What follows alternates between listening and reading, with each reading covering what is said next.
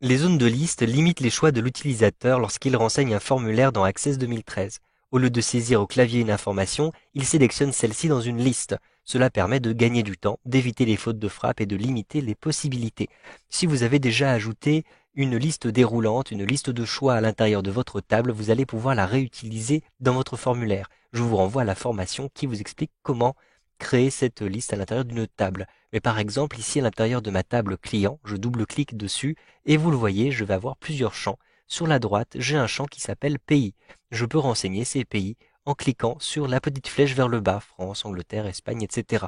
Je vais donc pouvoir très facilement renseigner ces pays à partir du moment où j'ai créé ce menu déroulant. Si je me rends à l'intérieur de l'onglet création de cette table, dans le mode création de cette table, vous le voyez, je vais avoir ici un type de champ qui sera une liste de choix. Je clique sur liste de choix et je vais retrouver ces différents éléments à cet endroit-ci.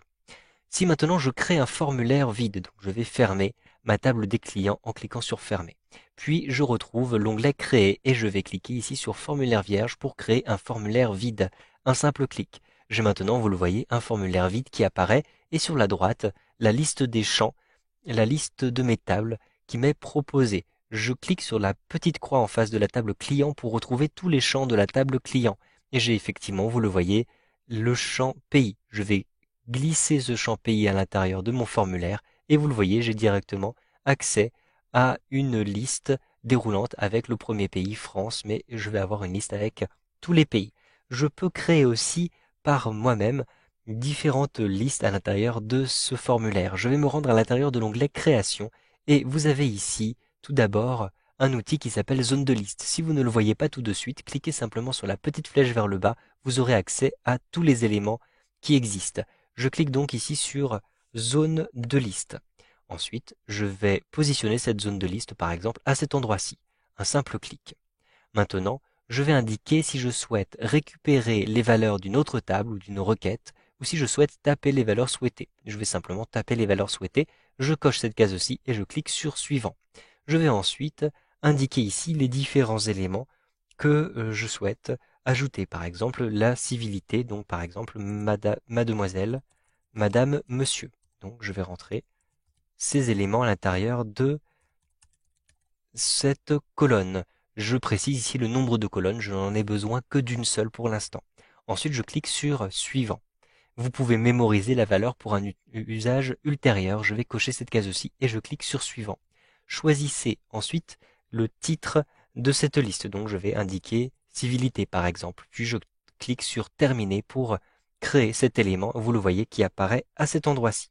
Vous avez aussi la possibilité de créer des zones de liste déroulantes. Il s'agit de cet outil-ci, vous allez voir tout à l'heure la différence. Donc je clique ici sur zone de liste déroulante et je vais créer cet élément à cet endroit-ci.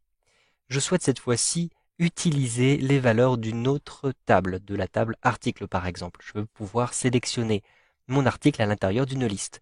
Je clique donc sur suivant, je choisis bien la table article, puis je clique sur suivant. Ensuite, je vais retrouver ici les produits. Donc je clique sur produits et je choisis la petite flèche pour indiquer que je vais avoir besoin de la liste de tous les produits.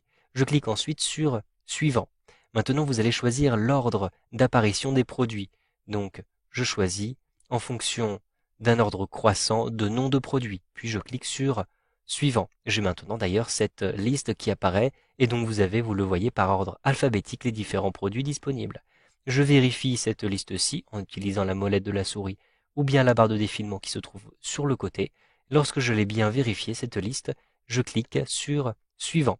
Je choisis de mémoriser la valeur pour un usage ultérieur, puis je clique ici sur suivant.